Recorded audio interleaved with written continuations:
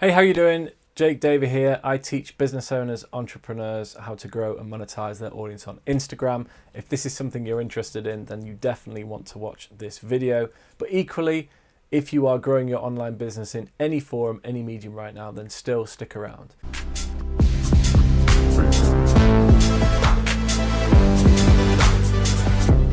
In this video, I'd like to walk you through the 4 biggest mistakes that I personally made when it came to sales calls in my business. So if you're selling on the phone right now, if you're selling on Zoom right now, if you have any type of sales conversations, including in person, then I strongly encourage you to watch this video, because the mistakes that I've made over the past few years will hopefully save you an awful lot of time and an awful lot of money as well.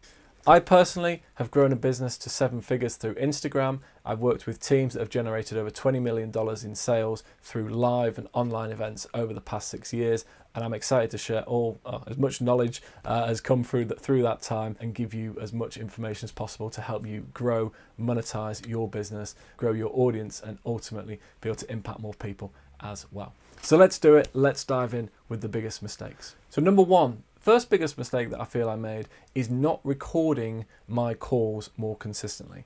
Now, that is an absolute game changer when it comes to getting better, ultimately. Being able to record your calls is fundamental, so you can go back, listen, tweak, and improve. Now, that might sound like a lot of effort, that might sound like a lot of time to go back and actually do those things, but if you're doing this consistently, and if this is the actual money maker in your business, it deserves the most attention. It's as simple as that. The attention goes where the income is coming. And so if that's the highest income generating activity that you have right now, then that's the place that needs the most focus, for starters. So I truly wish that over the course of the past few years, not only for the events we did in person, but also for the ones that happened on the phone and on Zoom, I really wish I'd recorded more of those sales conversations. Not all of them were good, certainly not. Not all of them were bad, absolutely. There was a lot that were just in the middle, but the amount of learning that could have happened from recording those conversations, those sessions, and going back and listening, not only for me, but for people in the team as we start to train our sales team up, would have been absolutely invaluable. That's lost time, unfortunately, that won't come back. I still have the knowledge and learning from going through those conversations myself, but I truly wish that I had the recording. So if you have the opportunity to do that, I recommend you do it. Do it on your phone, on say the voice notes app if you've got that option. I think Otter.ai is one that is apparently very good for that. You can record calls if you do them on Zoom naturally, and even on Skype you can record conversations if you do them on Skype as well. So there's multiple options for you to record your calls, and if I had the chance again, I would definitely record every single one of them. Number 2 is to be consistent, right? To be consistent. If you're not having these conversations on a consistent basis, as with everything in life, then we get rusty. And so for me personally, I took 900 plus inbound sales calls and sales conversations between March 2020, we all know what happened then, and December 2021. So 900 conversations inbound altogether. We were selling products between $1,000 and $20,000 over the phone and on Zoom. And that was an absolutely fantastic time. The reason that I stepped back is because we then changed our model slightly, and ultimately I took my eye off the ball when it came to sales conversations. I moved from selling one-to-one to selling one-to-many. That's another conversation, another video for another time. But right now, to give you an idea, we're now moving back into one-to-one conversations as well as doing one-to-many. So what would I kind of take away from that is I really wish that I'd continued to have that going on again and again and again. Now, the great thing is, it's like, to a degree, it's like riding a bike in that you never forget. So you will always remember certain elements of conversations and the flow of a conversation and things that you can say at certain points and such to kind of guide the topics and the conversations that you want it to go. But to absolutely be kind of sharpening the saw and have the saw as sharp as possible, as Stephen Covey would say, then really this is something that needs repetition. It needs to be done on a consistent basis. And if you are doing sales conversations in your own business, or if you have a team that you're bringing in, then you really want to have a hand in that ongoing to continue to learn. The more you practice, as with most things, the better you get. Number 3, so the third thing that I regret at times, not always, I have to say I was pretty good with this, but the third regret that I have is not always using and sticking to a script. Telephone scripts are there for a reason, because they work. It's that simple. Okay, and no matter how long somebody has been selling, I personally believe no matter how long somebody has been selling, how long somebody's been having those conversations, there is a specific flow that you want to use absolutely to guide that conversation from A to B. And there may be times when people come on the call and they want to dictate the direction of the call, they want to dictate the kind of questions and the conversation and the flow and such, but that is an opportunity for you as the salesperson, as the business owner, to kind of just bring that back and redirect it. The reality is if somebody's got on the call to that stage, if somebody's got to that point, then they are interested in what you have. It simply comes down to finding out if they're a good fit and then if you can actually help them.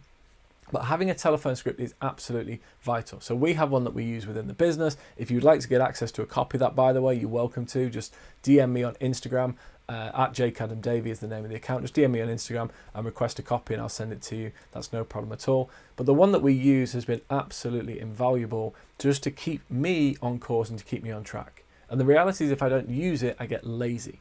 And if I get lazy, then the results suffer.